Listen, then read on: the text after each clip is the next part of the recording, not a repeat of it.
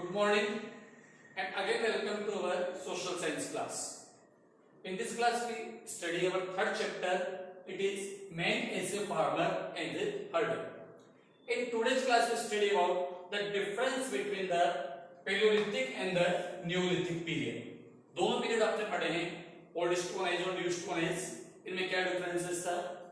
We study about the early village, कैसे village का development हुआ, कैसे विलेज बनना स्टार्ट हुए, ट्राइब्स, किस तरह लोग गैदरिंग करके एक साथ करके फैमिली वाइज रहते थे in the tribes. We also study third major discovery. It is discovery of matter. आपके तो दो मेजर डिस्कवरी पहले पढ़ चुके हैं, discovery of fire, discovery of wheel. Third is discovery of metal, which changed the life of the people. And fourth we also study religious faith. But first we start from the difference or comparison between the Paleolithic and the Neolithic period. दोनों period में क्या difference है? हम सबसे बात करते हैं Paleolithic period. It started about 2 million years ago up to 12,000 years ago. In other words, we can say that it's extended roughly from 20 lakh BC to 10,000 BC. तो इसका टाइम पीरियड हमारी हिस्ट्री का बहुत बड़ा है. 20 लाख BC से लगभग 10 lakh BC तक, 20 लाख BC से लेके 10 लाख BC तक का इसका टाइम पीरियड है, जो कि हमारे टोटल हिस्ट्री का 99% माना जाता है. जो टोटल हिस्ट्री है इसका 99% माना जाता है. ठीक है. While the Neolithic period, इसको लिया, while the Neolithic period it lasted from about 12,000 years ago up to 6,000 years ago. In other words, we can say that it is extended roughly between 10,000 BC to 4,000 BC. इसका time duration कितना माना गया है? 10,000 BC से 4,000 BC. तो इसका total duration approximate 6,000 year है. जबकि जो हमारा पेलियोलिथिक पीरियड है इसका टाइम ड्यूरेशन बहुत ज्यादा है, 20 लाख BC से 10,000 BC, जो अप्रोक्सीमेट हमारी टोटल हिस्ट्री का बोल सकते हैं मोर देन 99% है. और इसके बारे में हमारे को कोई भी रिटर्न रिपोर्ट्स नहीं मिलते. The second, food. Man gathered and hunted his food. Man क्या करता था?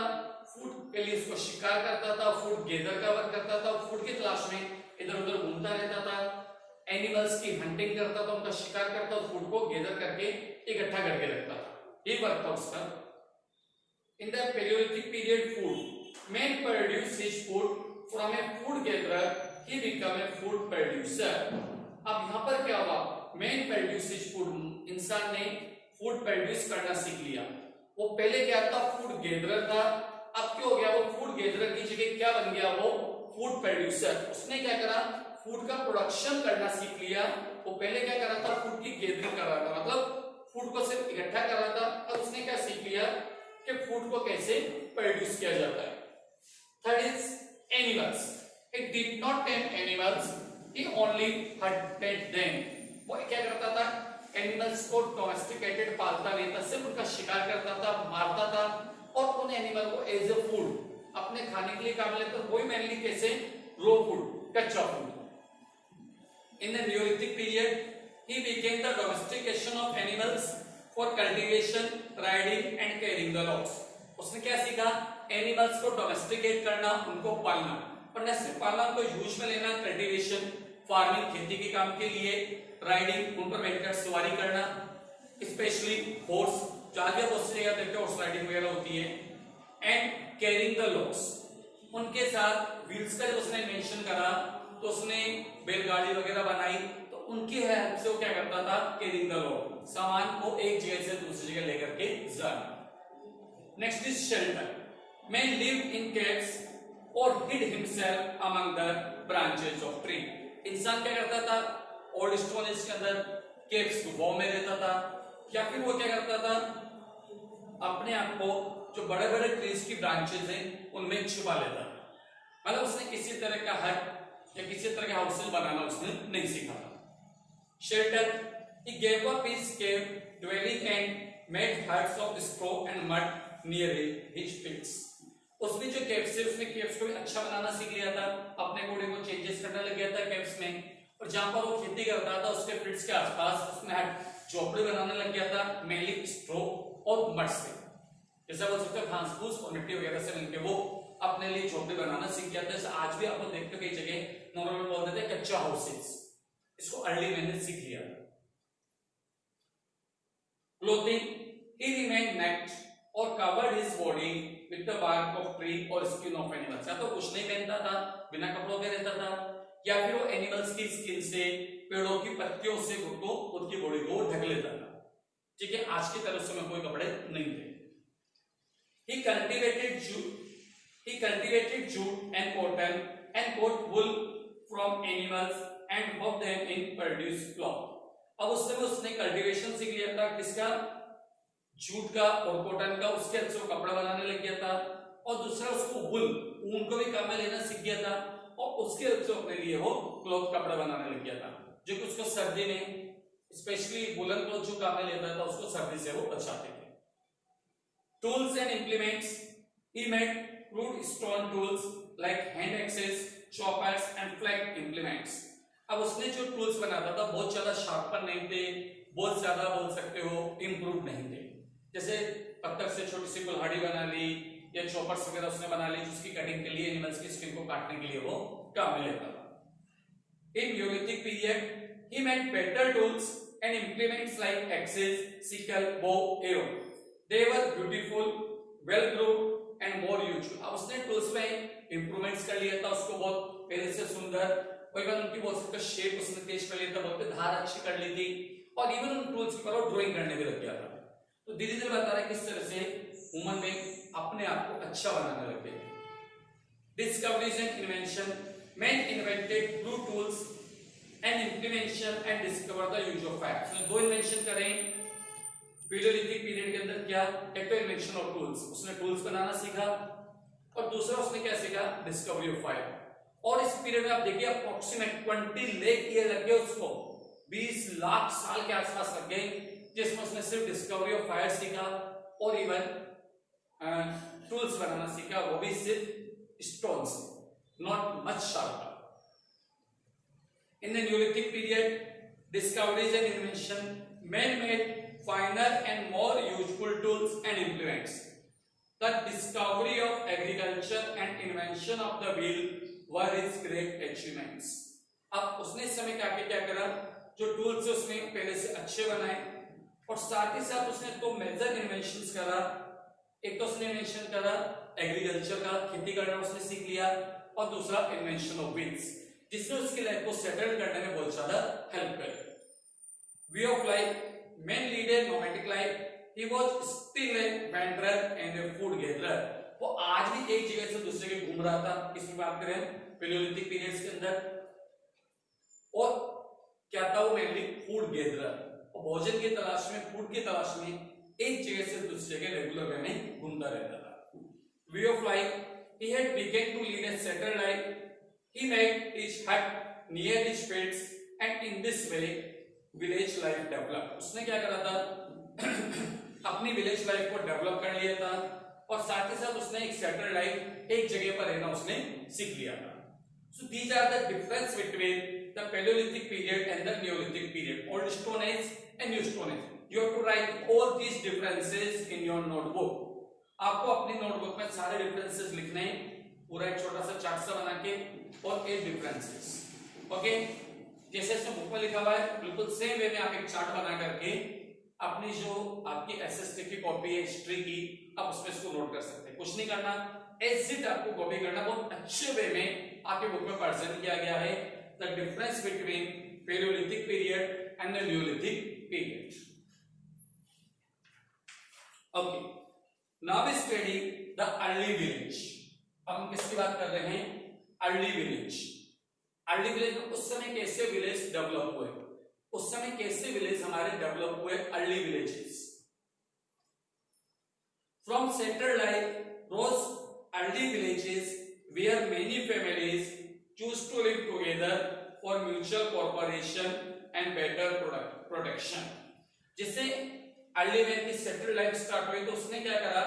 बहुत सारी फैमिली मिलकर एक साथ रहने लग गई, जिससे उनमें म्यूचुअल कॉपरेशन डेवलप हुआ, सब एक दूसरे की हेल्प करने लगे, और और बेटर प्रोटेक्शन होने लगा एक दूसरे को, सब एक दूसरे की रक्षा करने लगे।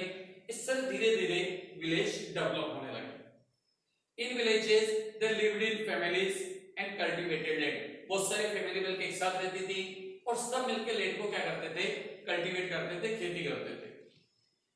They learned how to grow rice and barley, vegetable, fruits and cotton. उन्होंने बहुत सारी चीज का प्रोडक्शन सीख लिया था, बार्ले है, राइस है, कॉटन है, फ्रूट्स है और even different types of vegetables जो कि हमारी आज भी नीड्स है। They settled in group beside a river or a lake. वो किसी झील के किनारे या किसी नदी के किनारे उन्होंने रहने लग गए थे। उसके पीछे बेसिक रीजन है कि उनको इरिगेशन के लिए वाटर की रिक्वायरमेंट्स होती है, जो वहां से वाटर वो इजीली कैरी कर सकते थे। Many such settlements have been discovered in various parts of India, especially in the Malabar region. South में जो मालाबार रीजन है वहां पर इस तरह के बहुत सारे प्लेसेस मिले हैं, जिससे हमारे को जो हमारे आर्कियोलॉजिस्ट थे उन्होंने उनको सर्च करा, इन्वेंट करा और हमारे को जो अर्ली मैन के बारे में काफी ज्यादा इंफॉर्मेशन वहां से मिली। Tribes, their custom and practices. The early villages were very small and usually 2 or 3 generations lived together in these villages. जो अर्ली विलेज से बहुत छोटे थे तो 2 से 3 जनरेशन इन विलेज के अंदर रहती थी, बाद में वो लोग वहां पे चेंज कर देते थे। Most of the families were related to each other and a group of such family formed a tribe. Most of the families were related to each other. ज्यादा फैमिली एक दूसरे से रिलेटेड होती थी और उन्होंने मिलकर क्या बनाया, ट्राइब। एक तरह क्या बनाया उन्होंने, ट्राइब ग्रुप बना लिया। Each member of the tribe followed different occupation such as food gathering, farming, herding, hunting and fishing. अब ये लोग मिलकर क्या करते थे, डिफरेंट तरह के ऑक्यूपेशंस करते थे। कोई मछली पकड़ रहा है, कोई खेती कर रहा है, ठीक है, तो डिफरेंट टाइप्स के उन्होंने ऑक्यूपेशन डिवाइड कर लिए धीरे धीरे। Men usually led large herds of cattle in search of pasture. There were certain jobs like making pots and tools, erecting huts, which were done by both men and women. Men और women दोनों work करते थे, चाहे वो agriculture का work है, इनके लिए हट बनाना है, सारे वर्क वो लोग मिलके करते थे। Children also helped their families by looking after plants and driving out of animals that might eat or destroy the growing plants. Even जो समय बच्चे होते थे वो क्या करते थे, खेत की रखवाली करते थे, जो जानवर आके फसल को खा जाते थे, उसको बर्बाद कर देते थे। तो यार नए नए जो छोटे छोटे जब फार्मिंग करते हैं, पौधे डेवलप होते हैं, उनको बचाना, ये सब काम किनका होता था, उनके चिल्ड्रंस का। कोई स्कूल नहीं थे, कुछ नहीं थे, वो मेनली यही वर्क कर रहे थे। All members of the family, men, women and children, took part in the festival like singing and dancing. उस men, women, children उस समय के जो फेस्टिवल्स वो लोग बनाते थे, सिंगिंग करते थे, डांसिंग करते थे, ठीक है, आपस में मिलकर कैसे बोल सकते हो, सेलिब्रेशंस करते थे। In order to make the community life smooth, they had to be leader in the village who could give commands to other. उनके विलेज में हेड, जैसे बोलते हैं प्रेजेंट में सरपंच होता है, विलेज में हेड होता था और सब लोगों को कमांड देता था, ऑर्डर देता था कि किसको क्या क्या वर्क करना। Such a leader was generally the oldest man, तो sometimes strongest among them act as a leader. अब लीडर दो तरह के होते थे, एक तो उस टाइम पे सबसे ओल्डेस्ट मैन जिसके सबसे ज्यादा है, जिनको एक्सपीरियंस ज्यादा है लाइफ का, या फिर सेकंड पर्सन जो सबसे स्ट्रॉन्ग है, वो लोग कमांड देते थे बाकी लोगों को कि आपको किस तरीके से वर्क करना है।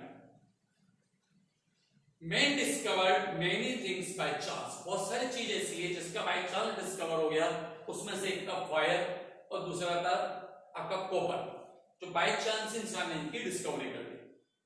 Even the discovery of copper might have been a chance discover. By chance copper का डिस्कवर हुआ, कैसे हुआ? While baking pots and other pieces of pottery, the furnace might have melted copper near the ground. उन्होंने क्या देखा, ground के आसपास जब वो अपना वर्क कर रहे थे चॉपिंग का, जो उन्होंने देखा कि कॉपर को उन्होंने वहां पर मिला और किस तरीके से वो मेल्टेड हो रहा है, किस तरह से पिघल रहा है।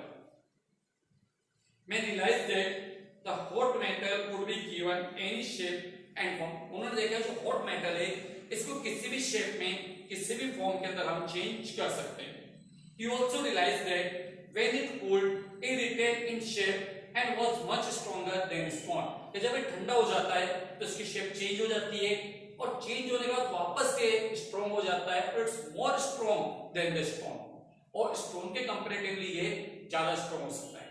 तो in this way they discover the metal, और first metal that they discover is the copper. इस तरह से उन्होंने पहले मेटल का डिस्कवरी करी और क्या था वो copper. Okay, next is the discovery of metal and religious faith. Two topics are remaining of your chapter. It's discovery of metal, religious faith, and we also study case study. We study all these in the next class tomorrow. Thank you.